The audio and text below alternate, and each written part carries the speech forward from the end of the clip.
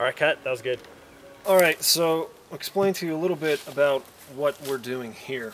Now, if we were going to be shooting this just as a still angle, meaning just on a tripod, we wouldn't have to be doing everything we're doing here. However, we did a lot of shots with the Steadicam where the camera's moving. And so you have to be able to track your scene in order to put a 3D object into it, so that when you move, it's going to look like you're moving around the object, which you can't do unless you put tracking points on it. So because of our previous experience with tracking software, we have put as many tracking points as possible all over this box, on the sides of the box. I mean, there's a couple marks that are already there, but we've put like this plus here and these different shapes, put a couple of different shapes here on the sword, so that in case anything that is being tracked gets lost in the track, there will be plenty of other things that we can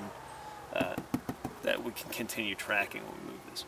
So what this enables us to do is to basically track the data between each frame, so that when we put our 3D object in there, it's going to look like it's sitting still. It's not going to just be like floating around as the camera moves, right? This will eventually become the Master Sword.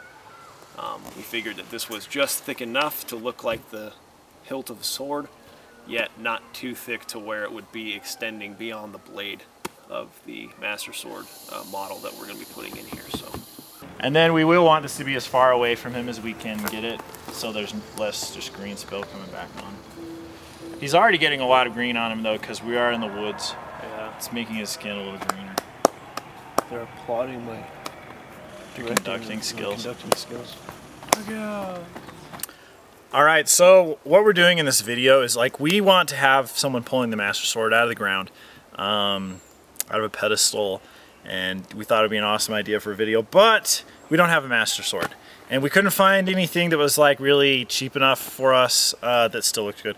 So what we're doing is we're doing a CG Master Sword. And with CG, the most important thing to sell the effect and actually make it look believable is matching the lighting exactly, matching the conditions. Now, since the Master Sword is partly kind of like a metallic blade, metal reflects like crazy. So what you can do is go out. We bought this from bedbathandbeyond.com. For the record, it's the only thing we've ever bought from Bed Bath & Beyond. It was like, I don't know, $10. It's actually a garden reflector ball. And we kind of took a piece of tape, stuck it on top of this really old tripod we had. And what this is going to allow us to do is we shoot a picture of it from one angle, and you do 3 different exposures. You overexpose, underexpose, and then perfectly expose it. And this will allow us to unwrap this image that's wrapped around the sphere, unwrap it, flatten it out, and then rewrap it as an environment map, so that whatever object is in the environment will reflect what was being reflected in this ball. And it'll really help sell and kind of make it look like it was real. So when you do this, you want to make sure that you have it at kind of like the center of your scene. Like if you're going to have a CG object somewhere, like if we're going to have Jar Jar Binks standing right here, we want to make sure that this is exactly where Jar Jar Binks is going to be standing. We're not going to ever do that, don't worry.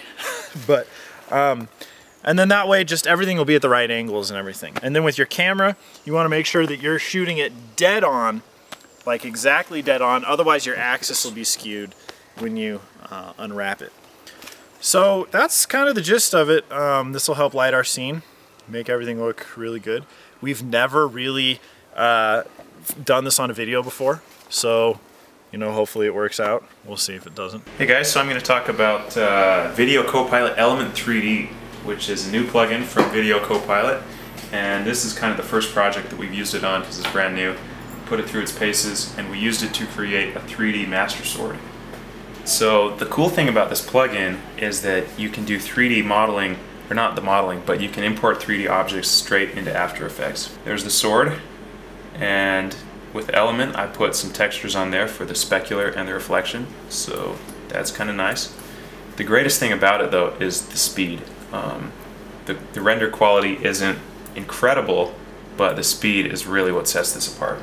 So I can come in here and I can orbit the camera around and it updates in real time, and it's just that fast.